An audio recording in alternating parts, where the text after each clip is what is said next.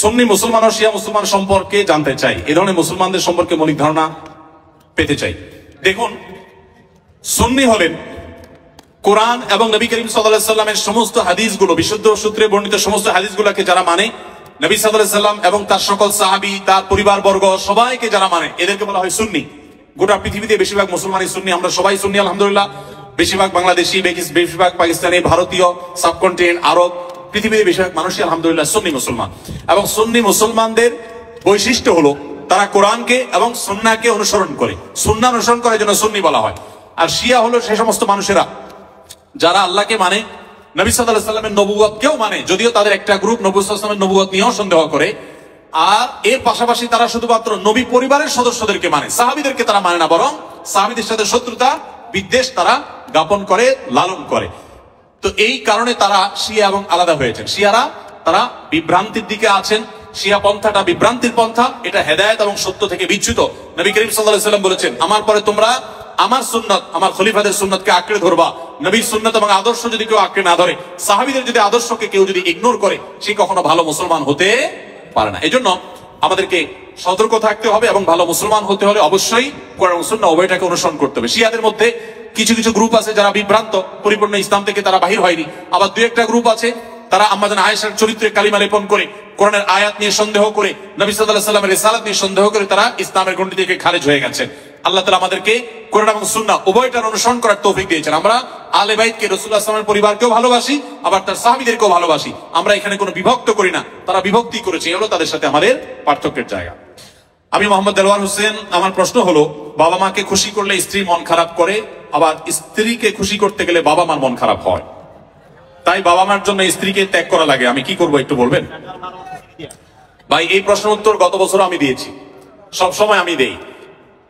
আপনাদেরকে যারা এখানে বিবাহিত আছেন, বিদেশে আছেন, আপনারা যে কি পরিমাণ প্যারায় আছেন, এটা দেশের অন্য কোনো মানুষ না বুঝলেও আমি খুব ভালো করে বুঝি। আমাদের আজহারি ভাই খুব ভালো করে বুঝবেন, কারণ আমরা দুজনই, উনি এখনো প্রবাসে আছেন আর আমি 10 বছর সৌদি আরবে প্রবাস জীবন কাটিয়ে আসছি।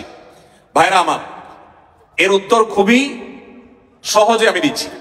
মনে রাখবেন, যারা প্রবাসে আছেন অথবা দেশেই আছেন, বিয়ে করার পরে দেখা যায় বউরে খুশি করতে গেলে মা না খুশ, আবার মারে খুশি করতে গেলে বউ না খুশ। আপনাদের এই পরিস্থিতি থেকে বের হওয়ার জন্য কিছুটা ডিপ্লোম্যাটিক আচরণ করতে হবে, কূটনৈতিক আচরণ করতে হবে।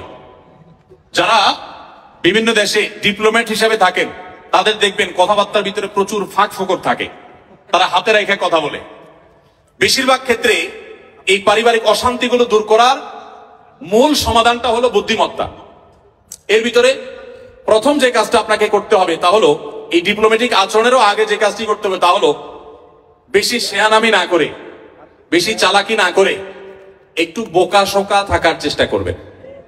পারিবারিক অশান্তি দূর করার সবচেয়ে সহজ এবং সবচেয়ে শর্টকাট সমাধান হলো যে একটু বেকুব বেকুব ভাব ধরে থাকবেন। জিনিসটাকে একটু ব্যাখ্যা করে বলবো। আচ্ছা, ধরেন আপনার স্ত্রী এসে আপনার মার নামে এক গাদা বদনামি করছে, তোমার মা এটা বলছে, তোমার মা ওইটা বলছে, উনি কি এটা বলতে পারে, এটা বুড়া মানুষ কিভাবে এই কথা বললো, তোমার ভাই এটা বলছে, তোমার বোনও এটা করছে, দুনিয়ার বিচার দিল বউয়ে। তখন আপনি একজন সভ্য স্বামীর মতো, ভদ্র স্বামীর মতো মনোযোগ দিয়ে সব কথা শুনবেন। অনেক স্বামী আছে বেকুবের মতো, বউয়ের কথা শুনে না, বলে বুঝছি তুমি কি বলবা, হয়েছে থামো, না খবরদার, ফুল কথা বলতে দিবেন। তার যত জেদ আছে সব ঝাড়তে দিবেন, 2-4-5 মিনিট যা লাগে বলে সে যখন হাঁপায় উঠবে, বলবে যখন, কি ব্যাপার তুমি কিছু বলো না কেন। এবার আপনি তখন ফ্লোর নিয়ে এবার আপনি তাকে বলবেন যে, দেখো তুমি যা বলছো আমি তো বুঝতেছি, আমার রাগে সব পশম দাঁড়ায় গেছে রে,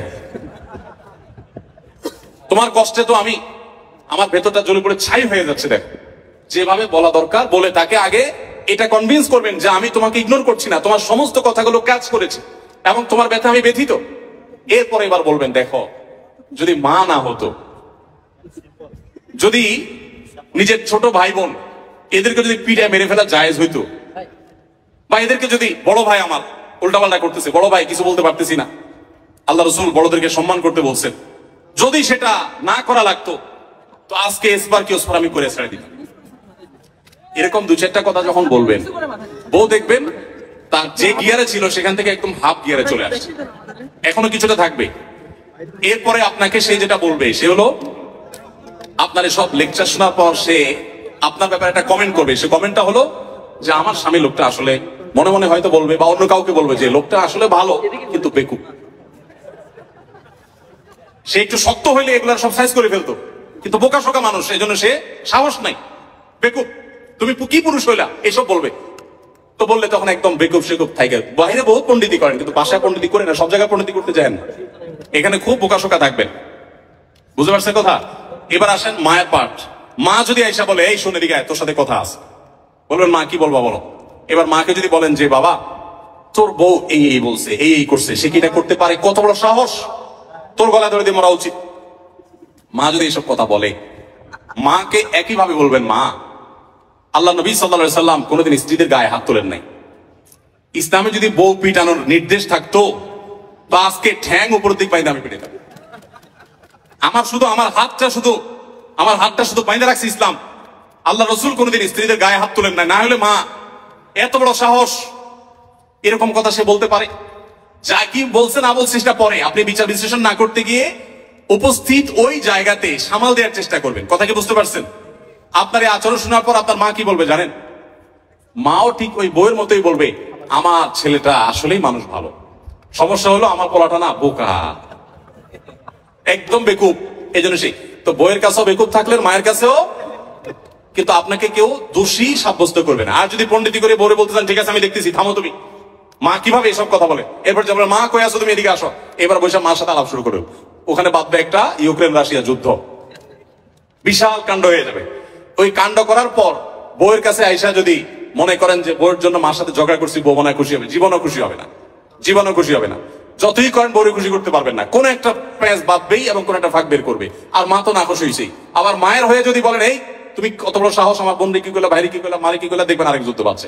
এই জন্য এগুলোর খুব বেশি পণ্ডিতি না করে যথাসম্ভব একটু কূটনৈতিক আচরণ করে, একটু চালাকি করে, একটু বোকা সেজে সমাধান করার চেষ্টা করবেন। আবার সব সময় এই পলিসি অবলম্বন করবেন না। এখন মুশকিল হলো শিখাই দিলে মহিলারাও এগুলো শুনে ওয়াজ, তারাও শিখা যায়। এবার মহিলারা ঘরে গেলে বলে যে না পলিসি তো আগে থেকে জানা, তুমি বোকা সাজতেছ। তখন আপনি একেবারে মানে সিরিয়াস বোকা, শুধু ওই মুহূর্তের জন্য, সবসময়ের জন্য বোকা। আসলে ঘরে যারা যত বেশি বোকা থাকে তারা তত বেশি সুখে থাকে। বোকাদের সাংসারিক জীবনে তারা সুখে থাকে, আর শেয়ানা পাবলিক গুলো সব দৌড়ের উপরে থাকে। এই জন্য বাহিরে ব্যবসা বাণিজ্যের দোষে শেয়ানামি করেন, পাকনামি করেন, কিন্তু ঘরে বেশি পাকনামি করতে আইসেন না। এটা মুরব্বী মানার চেষ্টা করেন। তবে হ্যাঁ, কিছু কিছু ক্ষেত্রে আপনাকে তো স্ট্রং হতে হবে। আমি এই কথা বলছি এর মানে এই না যে আপনার স্ত্রীর প্রতি আপনার মা বোন জুলুম করবে আর আপনি সবসময় শুধু নাটক করে যাবেন না। তাদেরকেও বিনয়ের সাথে তাদের অন্যায় থেকে আগে বিচার বিশ্লেষণ করবেন, তারা অন্যায় করছে কিনা, বাধা দিবেন। আবার স্ত্রী যদি ভুল করে তাকেও অন্যায় থেকে বাধা দিবেন। প্রয়োজনে আপনি ইসলামী শরিয়ার নীতিমালা আলোকে শাসনও করবেন, কিন্তু মূল পলিসি হবে ওই যে বেকুব ভান বা বেকুব আপনার নিজেকে হিসাবে উপস্থাপন করার চেষ্টা করবেন। এটা অনেক সহজ একটা উপায়। এরপরে প্রশ্ন হলো